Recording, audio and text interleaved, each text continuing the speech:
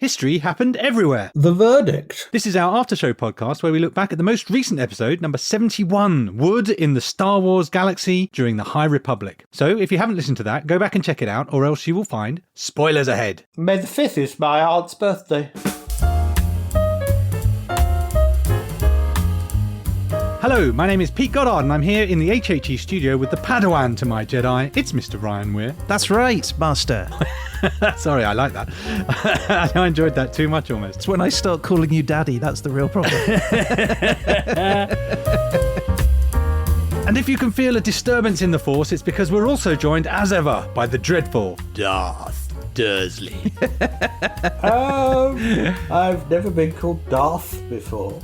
Get used to it. It's just so fitting, I might keep it. Now, Ryan, I've been Jedi mind tricked and I've forgotten everything about the last episode. So would you mind reminding me in just 60 seconds or so? Yes, I can, Peter. When would you like me to do that? Ooh. Now. So for episode 71, we travel back in time to a galaxy far, far away to discover all things wood-related. We sanded down the knotty subject of complicated timelines and witnessed how wood is rooted throughout the galaxy, despite not being a common material. We met Buriaga Agaburi, the Jedi Wookiee whose homeworld of Kashyyyk was famous for their wooden cities and wooden weapons. We leafed through novels to find the monstrous plant-based meat-eating horrors called the Drengir, and we shaved the best for last with an interview with comic book letterer Jake M. Wood, whose work on the Star Wars High Republic Adventures comic book series brought us the best view of wood in the Star Wars galaxy during the time of the High Republic. There was blue milk, terrible impressions, and a series of less than subtle digs at the sequel movies.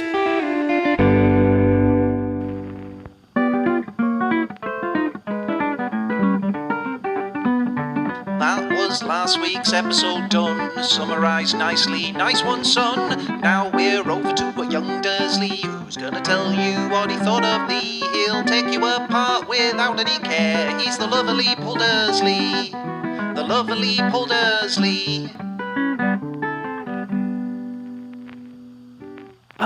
Yes, thank you, Ryan. It's all coming back. I remember Buriaga Agaburi, the Benedict Cumberbatch of the Jedi.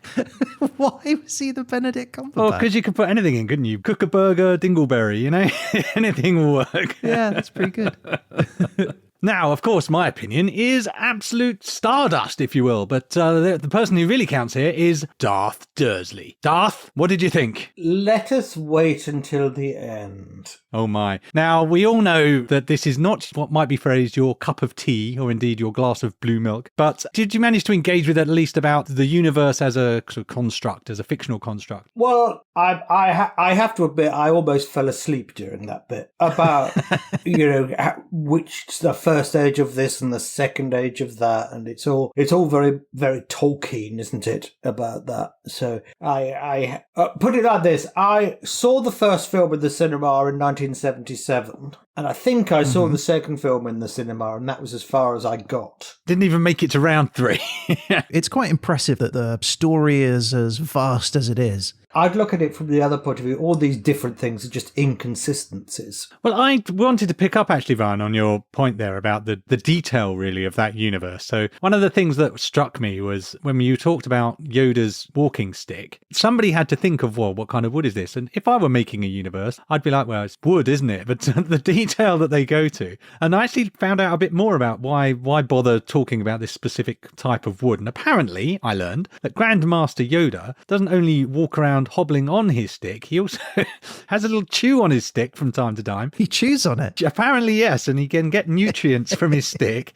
And this is where it gets suspicious. Apparently, also, he chews to release a natural anaesthetic, and it helps him meditate. It's not a bad idea, though, is it, really? I'm not against it. I'd buy one if it was in the shops, put it that way. So I wonder, from doing my research, how much of the facts that you just told me is canon versus Legends timelines? Because a lot of my work I had to discard once I decided I was going to stick to canon. Well, I'm glad you raised that as well, Ryan, because I had a question about Gungi. What? Yeah. Gungi the Wookiee. Gungi the Wookiee. To clarify, you said that there was only one Jedi Wookiee. No, I didn't say that. I said that he was a Jedi Wookiee. He's not High Republic Wookiee. Oh, I understand. Because, obviously you know then that Gungi is marked out by being not just a Wookiee, but a Wookiee with a wooden lightsaber. Not the blade, obviously. the handle of his lightsaber is made of wood from a brylark tree, apparently. That's right, he did. But he's not the only one with a wood-hilted lightsaber. And it sort of ties with Jake and his comic book, The High Republic Adventures. In that series, there is a character called Torban Buck. He is a Jedi Master, and he has a wood-hilted lightsaber too. He hails from the species known as the Chargrians, which are tall, blue-skinned beings with large horns on top of their head and around their shoulders. Now, in the comics, his character is nicknamed Buckets of Blood, which is something that he embraces as he runs into combat, shouting in third person, "Here comes buckets of blood." Oh, well, if you've got to shout something, that's pretty good. Yeah, and apparently the nickname Buckets of Blood is traced back to the real-life experiences of comic book writer Daniel Jose Older, who worked as a paramedic before becoming a writer. Now, whilst working as a paramedic, he would often be on the radio, and there was another paramedic out there who, over the radio, would refer to himself in the third person as Buckets of Blood, saying, "Buckets of Blood is on his way." But yeah, as for his lightsaber, it is a semi-curved wooden hilt. How do you have a semi-curve? A curve is a curve is a curve is a curve. I think you said slight curve. Yeah, that's what I meant. Yeah, it featured a slight curve. A semicircle, a semi-ellipse, a semi-something, but you can't have a semi-curve. I regret saying it. So there you go. Buckets of Blood. You're not going to forget him in a hurry. I am not. Did you know that this original lightsaber was actually a flash from a camera? Really? Yes, the sort of the tube that they hold was like a professional camera flash that they used to have in the 60s and 70s. I think it recently sold for a stupid amount of money. They should have used an actual cannon. Would have been a very different story.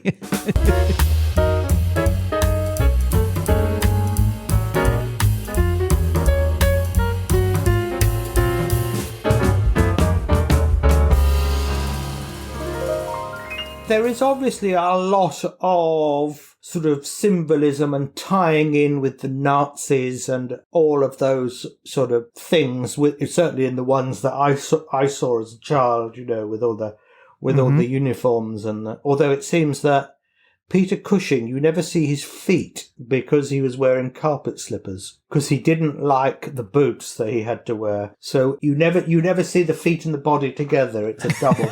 It's stunt feet. Nowadays, they just do deep feet. Deep fake feet. Yeah.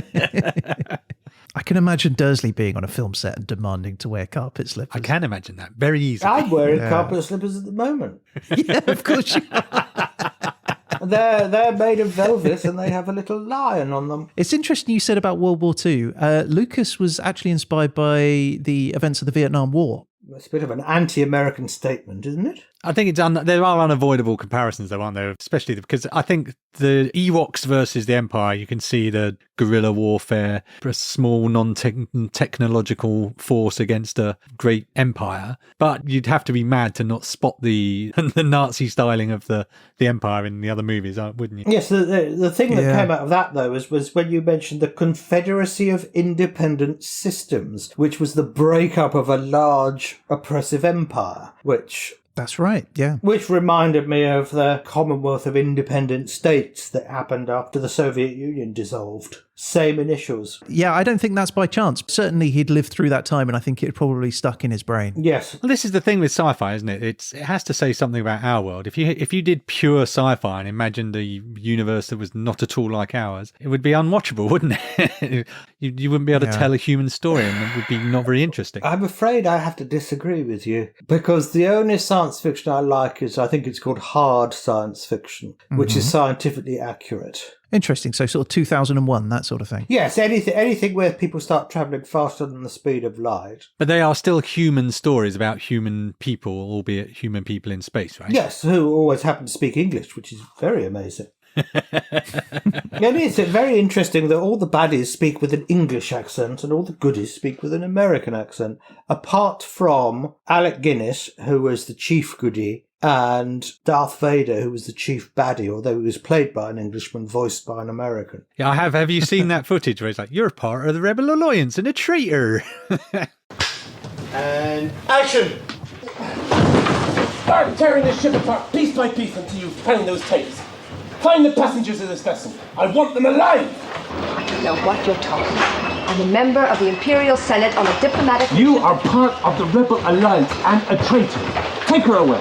It always reminds you how skilled actors are, because when you're watching it, you think, well, acting must be easy because you're immersed in this world and you just pretend to be a young farmhand or whatever. But then you have to remember that what they're looking at is a massive crew of people, a camera, the back end of some plywood spaceships, and they still have to go, that's amazing. Yeah. Yes. Well, so on 2001, I think the voice of Hal was by about 3 different people. Kubrick just wasn't happy. Originally it had an English accent, then it had an accent that was too American, and in the end they went for a Canadian accent. You're saying that Stanley Kubrick was picky about something on his films? Yes, he was. Shock. You heard it here first. How about that?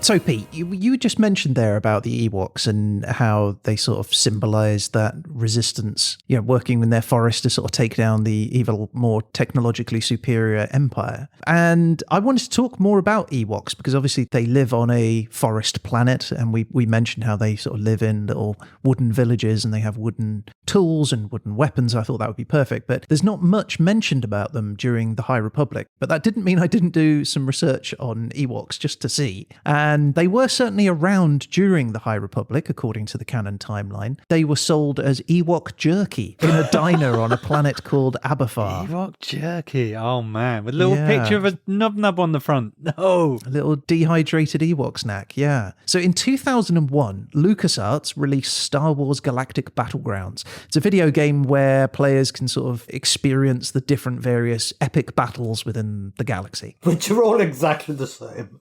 But amid the many characters you can play, there is a hidden character that you can unlock by entering a cheat code. And the cheat code is Simon Says. Now, once you've entered that phrase, a 1 meter tall, brown-furred, black-eyed Ewok appears on the screen. And this Ewok is called Simon. Now, Simon the Ewok. Now, Simon the Ewok, right, while appearing unassuming, is actually the most powerful character in the game. Otherwise known as Simon the Killer Ewok. He is a formidable force. He wields a wooden staff weapon that fires energy bolts so devastating he can destroy droids, vehicles, buildings, and entire bases in a literal matter of seconds. He can fire 3 projectiles per attack. He can detect enemies using stealth. He can regenerate hit points and is immune to anything related to the Force. He has an energy shield and he zips along at super fast speeds. Basically, Simon the Killer Ewok is like the character to get if you just want to destroy anything and everything in that game. Simon the Killer Ewok. Oh, I love the idea of him just sort of toddling up and you're going, oh, isn't he cute? And then suddenly everything starts exploding. Oh, that's awesome. And that he's called Simon is only adding joy to my life. Yeah, if we can ever bring anything back from the Legends continuity, I'm hoping for Simon the Killer Ewok to appear in a movie at some point. But to go back to your point about the guerrilla war and Vietnam War and the Ewoks being a kind of guerrilla Vietnamese combatants, I read that George Lucas actually originally intended for it to be Wookiees that actually performed the role that the Ewoks do in the movie. But that by the time they got to that movie, they realised with Chewbacca, they'd established that Chewbacca's actually pretty comfortable with technology. He's a pilot, he fixes things, he's got that bowcaster. So he kind of had to reinvent the Wookiees into something different. And he came up with the Ewoks. And I can't believe I hadn't noticed this before. It's Wookiee backwards. Oh, no way. It really is Ewok. So yeah, that's what happened. They were supposed to be Wookiees and they became Ewoks, smaller and cuter. I think that's a budget issue. I think he was told he had to cut the budget by half and he was like, all right, well, tall Wookiees or half the size Wookiees. And then... I think there are fewer 7-foot people in the world than dwarves. Put it like that.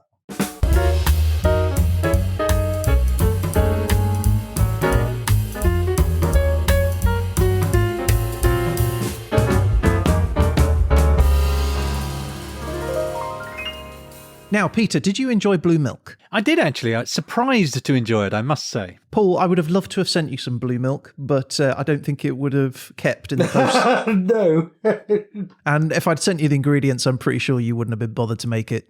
Yes. Yeah, but speaking of blue milk, in the original Star Wars movie, the Bantha, which we said is where the milk comes from, is shown on screen, and it is played by an Asian elephant called Mardji. So, yeah, Mardji was an actress and spent much of her life appearing in TV shows and movies. So she was in Lassie, Mr. Ed, the TV series Daktari, and The Pet Set. Daktari, but that was set in Africa. How could you have an Asian elephant in Africa? Yeah, I don't think people in 1966 cared whether they were seeing an Asian or an African elephant in a TV show. I think it was just an elephant. But she was in commercials for a car manufacturer, Opel, and Skippy Peanut Butter. She even won a Patsy, which is the Performing Animal Television Star of the Year award in 1970 for Best Individual Performance by an Animal Actor on TV.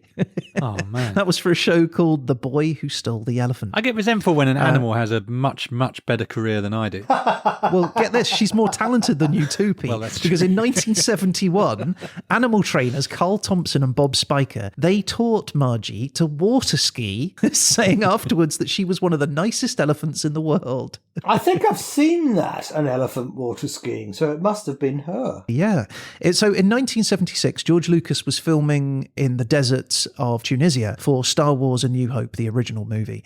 But for one scene, he needed to show these banthas walking through the desert. So he planned on using a costumed elephant. But for various reasons, mostly that it would have cooked the elephant, he wasn't granted permission. In fact, the only place that would allow him to do it was in the United States. So he returned home and he got the blessings of the National Park Service to film in the sand dunes of Death Valley. And so during the winter, they borrowed Mardji and they transported her out to the set where she was fitted up with the Bantha costume. And there's loads of pictures of her online getting all dressed up. She's the cutest thing in the world. So there's like layers of fur all over her and there's lightweight horns on her head.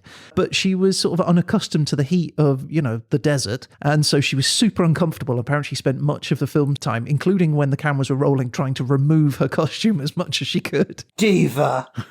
Exactly. But according to her trainer, Bob Spiker, she actually enjoyed much of her time there on the set. And she, most of all, enjoyed the company of George Lucas himself. Apparently she stuck to him whenever she was on set. And Lucas said that he felt a deep connection to Mardji and fell in love with her. According to some reports, after filming wrapped, Lucas would then go and visit Mardji on regular basis at the zoo. Aww. Yeah, I know. And this might explain why Lucas then reused footage of Mardji, specifically the way she walked, as the reference for his animators who were making those giant four-legged, all-terrain armoured transports, the AT-ATs in The Empire Strikes Back. Yeah. That they're all based on how Mardji walks. Oh, miss me Mardji, he was saying. Yeah. Make me a Mardji, he said to his animators. That's what he said. So Mardji's final performance was in a show called Elephantastic in 1989. And after that, she spent the rest of her life as an attraction at Six Flags until she got chronic bone inflammation. And she was actually euthanized on the 26th of November, 1995. Oh. But should you wish to commemorate Mardji, there is a company in America called the Custom Candle Company, which sells an elephant-shaped candle called the Mardji, which is made from all-natural soy, has a citronella smell, and burns for around 120 hours. Keeps away the mosquitoes. And is it the size of an actual elephant if it's burning that long?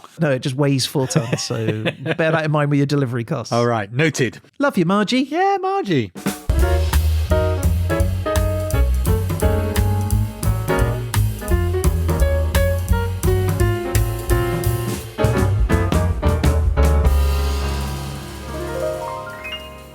Now, Ryan, I have to say, what I thought was the tour de force of your episode was the introduction of Mr. Wood himself. I thought you were going to say my introduction. No, your introduction was full of your usual bedraggled puns. But Jake Wood was an absolute find, I have to say. What a lovely guy. He was really lovely. It was really interesting to hear what he had to say and think a bit about the art of the lettering particularly. It's interesting, you think about the artist and you think of even the colorist, I guess, but I've never really thought about the letterer, and I read a fair amount of comics. So I was really interested to hear what he had to say, and especially when he was talking about the efforts to make the words look the way they sound. And it reminded me of something which I had to look up again, but there's a thing called the Boober-Kiki effect. Oh, So yes. normally we think of words as being just randomly assigned to things, right? But the Boober-Kiki effect was first discovered in 1929 by a man called Wolfgang Kohler, where he showed people shapes and he gave them various options of words to assign to those shapes. And he found more than chance-like correlation between some of the shapes and some of the words that were assigned by the people to those shapes. A version of this experiment was run again in 2001 by, I think he's a neurologist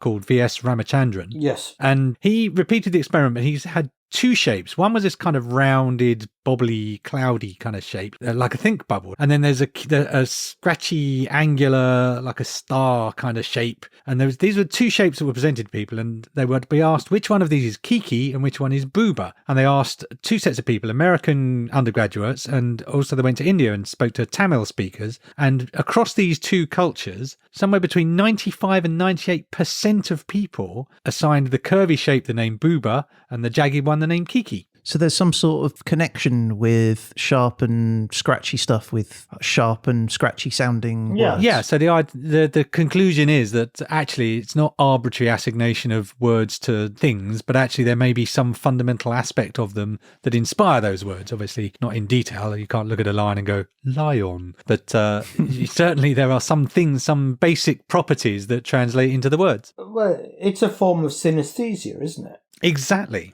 So how does that relate to Jake and his work? Well, Jake was talking about how if you're speaking an animated way, he makes the words fire horizontally out of the mouth, or sometimes break out of the speech bubble. And just the way he has to use lettering to imply sound. I see what you mean. Okay, so just by you reading the words, you can gather a tone or an intonation by that. Exactly. So if I would imagine if he had a kerrang noise of metal rending, he wouldn't do it in that bubble letter that you get. You wouldn't get it in Comic Sans, would you? Well, yeah, ironically, I guess he's one of the few people in the world who professionally can use Comic Sans without getting flack for it. That reminds me, you might be surprised that I used to look at, not comics, I used to look at the Tintin books. You're right, that does surprise me. It's quite interesting because people have said that the Tintin books in English are much funnier than they are in French. Oh, really? Is that right? A lot of that was to do with the speech bubbles. Yeah, how so? Because the speech bubbles were sized for the French words that went in them. But of course, generally, English uses fewer letters, so they were having to sort of plump up the words to fill the text bubbles, to keep the translation. But because they couldn't change the images, all they did was rubbed out the French and wrote in the English. Oh, I see. So you start getting more flowery language. Yes, so you were sort of A thousand thundering typhoons. Exactly. Oh, that's kind of cool. But yeah, it sounds like it's sort of, you're just writing letters, but it's not actually. There's quite a lot of science and getting letters to fit. I'd have to say thank you to Jake, though. That there was really good extra insight into a world that you don't often think about. It's true. It may have saved your bacon. Ooh, that's good. In the past week, I'm sad to say that it's been in the news that IDW, the publishing company which produced the comic book series, has actually let go of 2/5 of its staff. So, just a note to Jake and his colleagues to wish them all the best in some tough times in the comic book world. Yeah, good luck, guys. Everyone else, go out, buy comics, support the industry. Read proper books. Read adult books.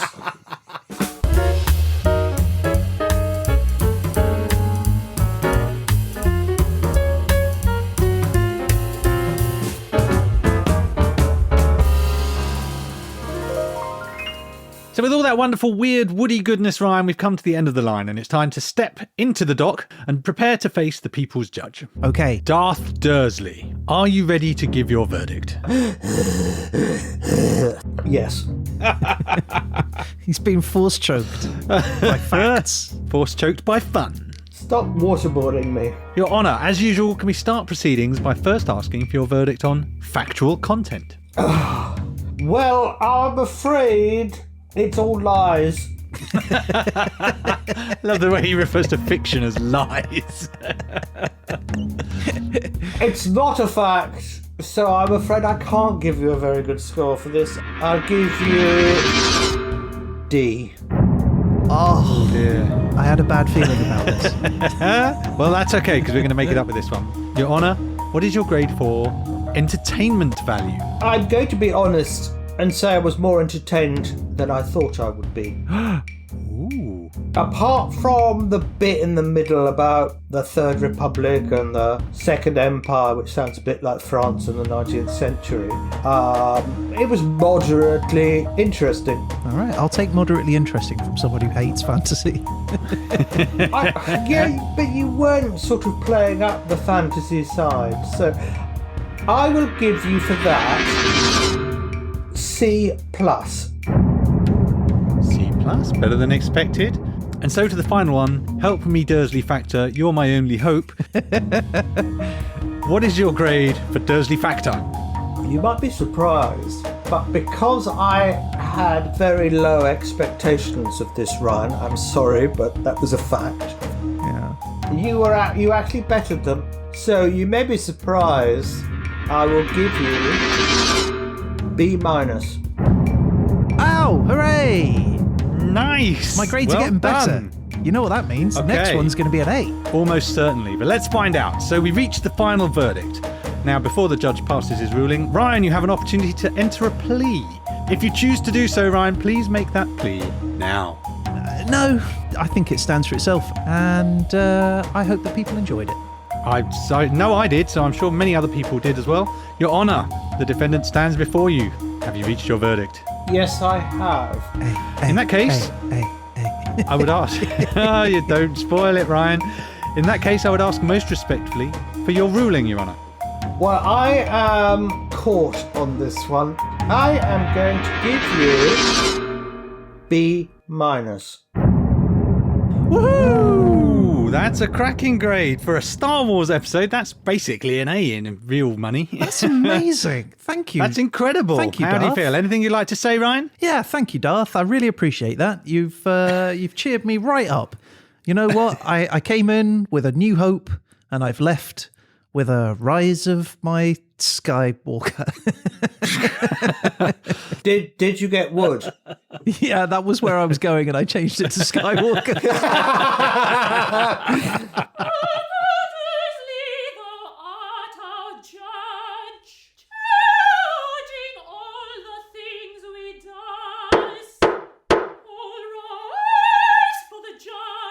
Okay, that is our show for this week. If you, the audience, would like to get in touch about any of the things we've talked about on the show or just to say hello, do please reach out to us on social media through our website at hhepodcast.com, or you can email us at peteandryan@hhepodcast.com. That's right. We'd love to hear from you, and you never know, you might end up featured on a future show. And one way to definitely do that is to rate and review the show on Spotify and Apple Podcasts. If you recommend us there, it really helps bring us over to new listeners. That's right. Now, if you're on Mastodon, Facebook, Instagram, or Twitter, you can find us at HHE Podcast.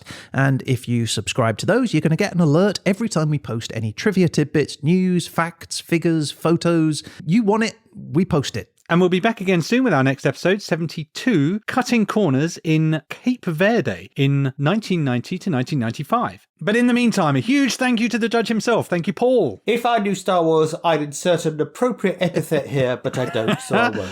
So I guess that's it. All that's left to say is... You've been listening to...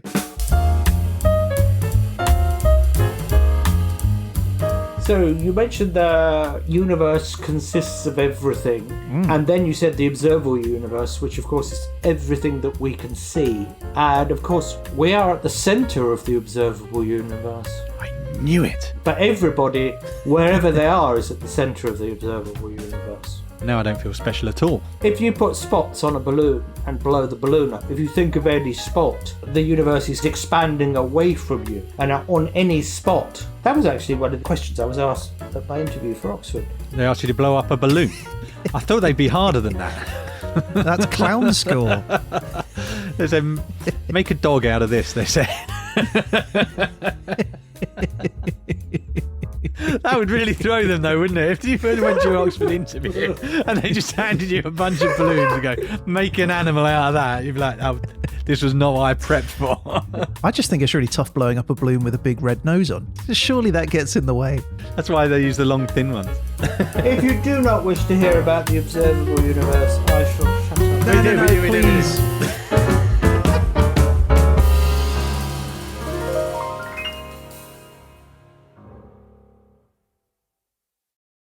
I've told you before. It's titbits, not tidbits.